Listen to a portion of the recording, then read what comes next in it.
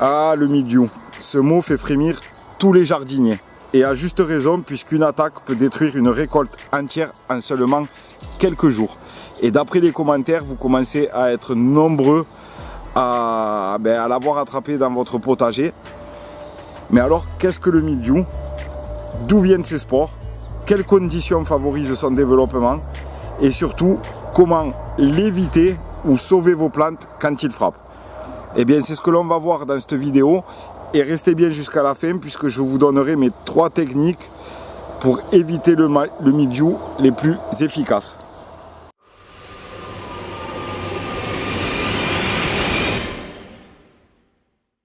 Alors, qu'est-ce que le mildiou? Eh bien, le mildiou, c'est une maladie cryptogamique provoquée par un champignon microscopique.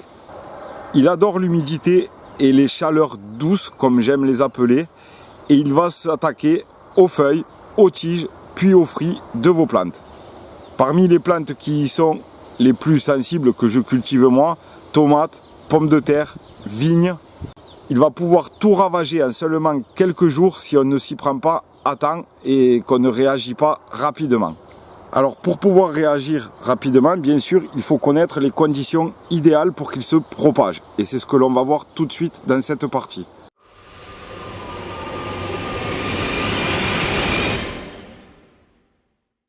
Alors le mildiou, il ne va pas se développer par hasard, il va lui falloir un parfait combo, c'est-à-dire une chaleur douce dans des plages de température idéale que l'on va voir ensuite, plus une humidité prolongée.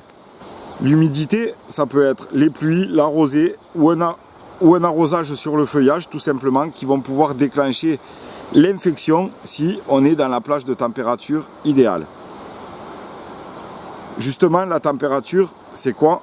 Donc de 18 à 24 degrés, c'est là que les risques sont le maximum. Les spores vont exploser à ces températures-là. Sous 10 degrés, elles vont se mettre en pause. Alors attention, quand je dis elles se mettent en pause, ça ne veut pas dire qu'elles meurent. Les spores de mildiou, il en existe 2 sortes, mais je ne vais pas m'attarder là-dessus. Une qui s'implante haute ne survivra pas.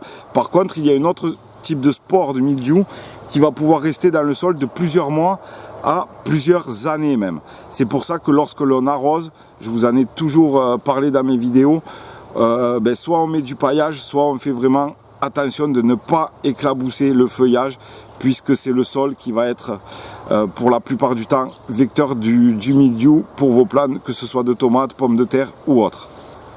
Pareil, au-dessus de 28 à 30 degrés, on le voit sur le graphique que je vous ai mis à l'écran, le champignon va ralentir fortement et dès qu'on va dépasser les 32, 33 degrés avec un temps sec, le risque deviendra quasi nul. Alors, mais d'où viennent ces graines de mildiou? C'est intéressant de le savoir. Eh bien, la première raison, c'est ce que je viens de vous dire. Elles peuvent venir être en dormance dans votre sol d'une culture précédente qui avait attrapé le mildiou, des pommes de terre qui restent dans le sol, des tomates qui sont tombées au sol, qui ont eu le mildiou. Enfin, voilà. Ça peut également venir du vent et de la pluie, puisque le mildiou, les spores sont transportables sur plusieurs kilomètres, bien que souvent la principale, ça vienne du sol. Mais sachez que voilà, vous faites du potager associatif ou autre, il suffit, ou même un voisin à plusieurs centaines de mètres en amont de là où il y a le vent dominant dans votre région, ce vent transportera les spores de mildiou qui vont pouvoir venir se fixer, s'agripper sur vos plants à vous. Et pour ceux qui cultivent en serre, elle peut aussi venir de la condensation qu'il y a dans la serre. Et là, elles peuvent y rester aussi plusieurs semaines.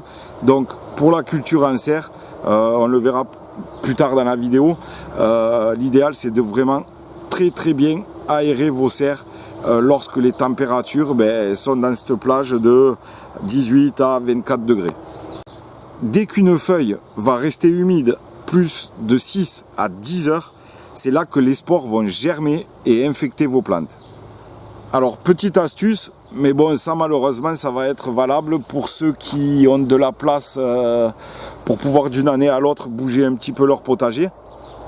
Je vais vous donner une astuce donc pour désinfecter votre sol et essayer de tuer un maximum ces spores. Donc déjà la première étape pour les limiter, c'est tout simplement dès que vous avez des plantes touchées, les arracher et les brûler. Ne pas les mettre au compost, ni les jeter à quelques mètres de votre potager, faire un tas. Ça sert strictement à rien, ça pourra contaminer vos plantes. Vous pouvez également apporter un petit peu de cendre de bois ou de chaux à votre sol qui va rendre le sol moins propice au développement du mildiou puisqu'il ne s'y plaira pas. Mais attention avec cette technique, ce sont des amendements qui vont tendance à rehausser votre pH de votre sol. Et je vous l'avais dit dans la vidéo sur le pH, c'est quelque chose de très important. La plupart des légumes et la plupart des nutriments ont besoin d'un sol avec un pH compris entre 6 et 7. Idéalement 6,5 pour que tout soit assimilable. Donc si vous mettez de la chaux ou de la cendre de bois sur un sol qui a déjà un pH de 7, vous risquez de le faire basculer au-delà de cette plage de 7 et donc de bloquer l'assimilation de certains nutriments pour vos plantes. La troisième solution, et qui est la plus pratique, je l'ai déjà réalisée une fois, alors c'est difficile de prouver, mais c'est vrai que l'année suivante j'avais très peu eu de maladies, c'est ce qu'on appelle la solarisation. Donc pour ça, c'est simple. En plein été, lorsqu'il fait très chaud, vous venez étendre une bâche en plastique transparent sur le sol de votre potager et vous la laissez 4 à 6 semaines sur un sol humide. La chaleur va dépasser les 50 degrés sous cette bâche et ça va tuer toutes les spores de mildiou qui pourraient être, enfin toutes. Je pense qu'il y en a certaines qui vont y échapper, mais vous allez faire un gros travail de nettoyage sur le sol de votre potager. L'inconvénient, c'est que si vous faites ça, c'est en plein été que ça se pratique. Donc si vous n'avez que très peu de place, vous ne pouvez pas le faire puisque vous cultivez. Maintenant, si vous avez la possibilité de déplacer un petit peu le potager à chaque fois, c'est une technique qui fonctionne très très bien. La quatrième solution, ça va être de semer des engrais verts qui sont également antifongiques comme la moutarde ou la facélie. Donc en plus, donc ça on le fera en automne après vos cultures d'été. Là, si vous ne plantez rien pour l'hiver, semez de la moutarde, semez de la facélie, ça va d'une couvrir votre sol, le protéger de l'érosion, des conditions climatiques de l'hiver. De deux, au bout de 8 semaines environ, vous pourrez venir le faucher avant qu'il ne fleurisse trop et qu'il monte en graines et vous en servir de paillage sur votre sol pour protéger votre sol pendant l'hiver. Et ça sera un excellent apport d'engrais pour la saison suivante. Et la cinquième option, vous pouvez ajouter du compost bien mûr qui va être riche en micro-organismes bénéfiques et qui va concurrencer, entre guillemets, les pathogènes présents dans votre sol. Donc en gros, l'alerte météo mildiou, quand vous allez avoir 2 jours de pluie consécutifs avec des températures comprises entre 18 et 24 degrés, il faut que ça clignote en rouge dans votre tête. C'est alerte maximum pour le mildiou. Ça va être le moment de passer à l'action avec un traitement préventif comme la prêle, le purin de prêle, une solution à base de savon noir ou de bicarbonate, on va le voir ensuite, ou une pulvérisation de bouillie bordelaise. J'entends beaucoup dire que c'est une fois qu'il a plu qu'il faut traiter. C'est tout à fait faux, puisque en quelques heures, si les spores se développent, on l'a vu, il faut 6 à 10 heures, et quelques heures qui suivent, les spores vont rentrer dans les tissus de vos plantes. Et donc si on traite après la pluie, ça ne fonctionnera pas. Le mildiou sera déjà rentré dans vos feuilles. C'est vraiment très important de le savoir. Même si vous traitez à la bouillie bordelaise, qu'il pleut, que ça lessive un peu vos feuilles, vous allez limiter la propagation du mildiou et limiter les chances qu'il pénètre dans vos feuilles. Donc vous pouvez par exemple faire un traitement préventif avec la bouillie. Donc vous faites ça avant l'épisode pluvieux, quand vous savez que c'est annoncé pendant 2 jours que vous êtes dans les températures idéales.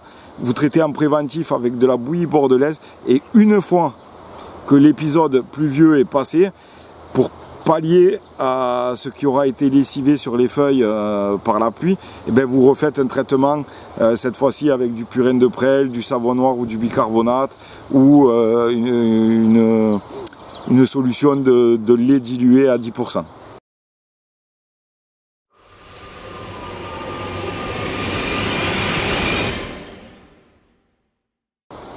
Alors pour lutter contre le mildiou, il est également nécessaire de savoir reconnaître les premiers signes au plus vite. Donc les symptômes, ça va être de petites taches translucides qui brunissent, ça c'est ce qui va se passer au départ. Vous allez ensuite avoir un duvet blanc qui va apparaître sous le dessous des feuilles. Les tiges vont commencer à se marquer de traînées brunes. Et votre plant va commencer à complètement sécher, les tiges vont complètement noircir et les fruits vont commencer à être atteints.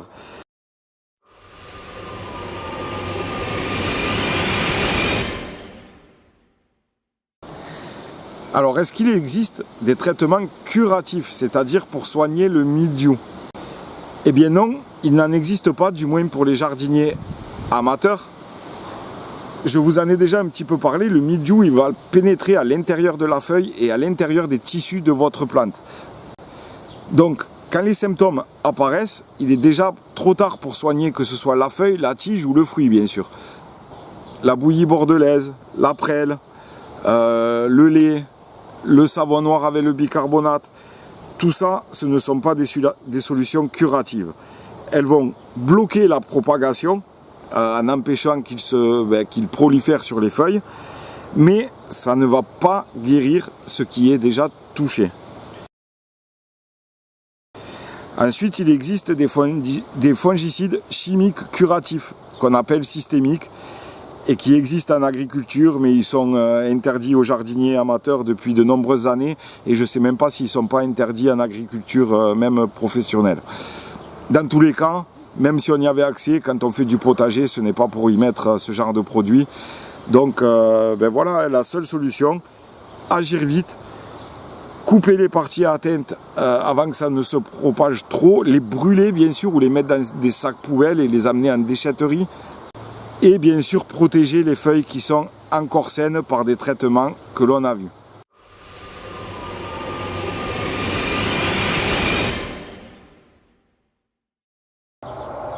Alors comment essayer d'éviter au mieux le mildiou? On en a déjà parlé un petit peu tout au long de cette vidéo. Donc je vais vous donner mes règles d'or. Donc c'est toujours arroser au pied en évitant de mouiller le feuillage, sauf comme chez nous dans le sud quand on dépasse en période de canicule qui fait 33, 34, 38, 40 degrés. Et que le taux d'humidité dans l'air il est de 20% ou 30%, vous pouvez tout à fait arroser le feuillage justement pour donner un peu plus d'énergie et de vigueur à vos plants pour qu'ils supportent la chaleur de la journée.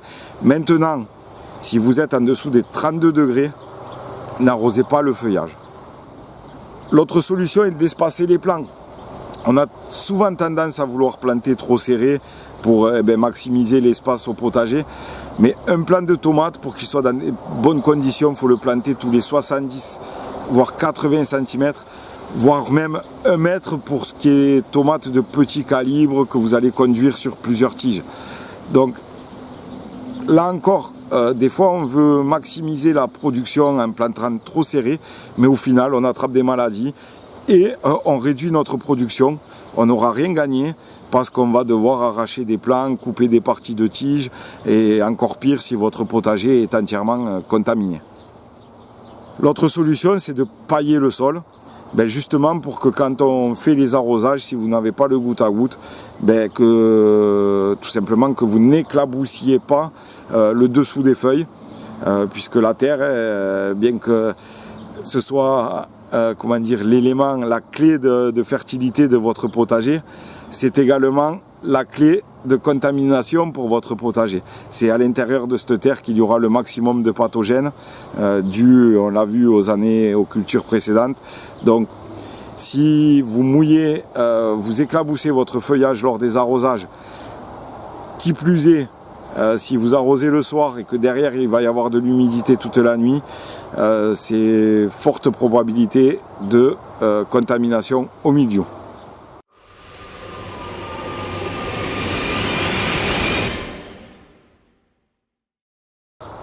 Alors, que faire si le mildiou est là? Eh bien, on en a un petit peu déjà parlé. C'est tout simplement de couper les feuilles infectées, les brûler, traiter immédiatement tout ce qui reste et tout ce qui est sain avec de la bouillie bordelaise, du bicarbonate, de la prêle. Et si un plant est trop malade, n'essayez même pas de couper les feuilles, je vous le répète, arrachez-le complètement. Il vaut mieux perdre quelques tomates sur un plant que toute une récolte.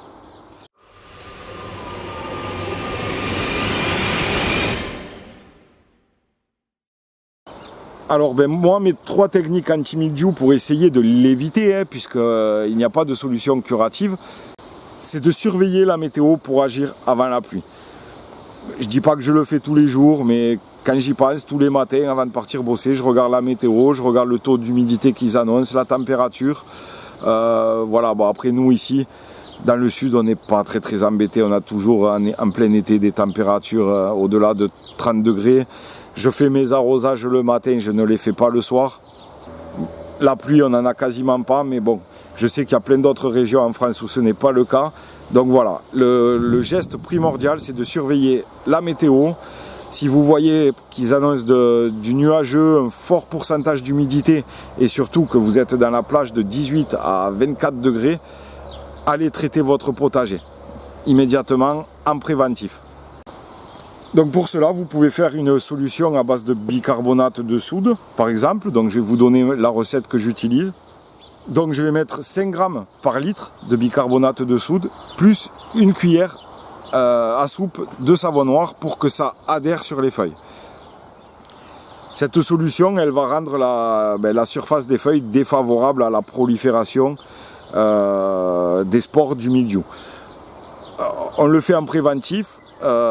Si les spores ne peuvent pas y venir dessus, vous risquez de les éviter. Il faudra peut-être, si vous avez vraiment de fortes pluies après ce traitement, et dès que les pluies sont terminées, venez y remettre une pulvérisation. La troisième option, c'est de planter, alors bon, là ça ne va pas sauver votre récolte, mais ça peut l'aider. Planter des œillets d'Inde et du basilic au pied de vos plants de tomates ou de pommes de terre. Ces plantes ont la réputation de limiter l'apparition des champignons. Donc bon, c'est difficile à prouver, mais bon, ça ne coûte rien d'en mettre. Ça rend votre jardin esthétique. Ce qui est prouvé, c'est que le basilic améliore le goût des tomates. Donc ça ne coûte rien d'en mettre. Voilà, vous n'y perdez rien. Donc en conclusion, le mildiou, c'est pour moi la maladie la plus redoutable du potager, parce qu'elle est incurable. Mais voilà, en comprenant la plage de température idéale pour que les spores se développent, son cycle, tout ça, j'espère qu'avec cette vidéo, vous aurez compris comment pas tuer les spores, mais éviter qu'elles s'attaquent en fait à vos plants de tomates. Donc voilà, merci d'avoir regardé cette vidéo jusqu'au bout, j'espère qu'elle vous aura plu et puis qu'elle vous aidera peut-être à sauver votre récolte cette année ou carrément à éviter d'attraper le mildiou la saison prochaine. Dites-moi en commentaire si vous avez des techniques que je n'ai pas citées, des traitements, des astuces. Dites-moi tout ça, c'est intéressant de savoir, j'ai pas la science infuse. J'aime beaucoup les échanges qu'on a dans les commentaires. La communauté devient de plus en plus active et franchement j'adore ça. De plus, j'en ai déjà parlé, dans chacune des vidéos, je prends un commentaire tiré au sort et je vous fais gagner des sachets de graines. Donc n'hésitez pas à laisser votre commentaire. C'est tout pour cette vidéo, je vous dis à très vite pour la prochaine, dans laquelle je pense on verra quelques légumes à semer au mois d'août pour des récoltes jusqu'en hiver, voire même jusqu'au printemps suivant. Allez les amis, bon jardinage à tous, ciao.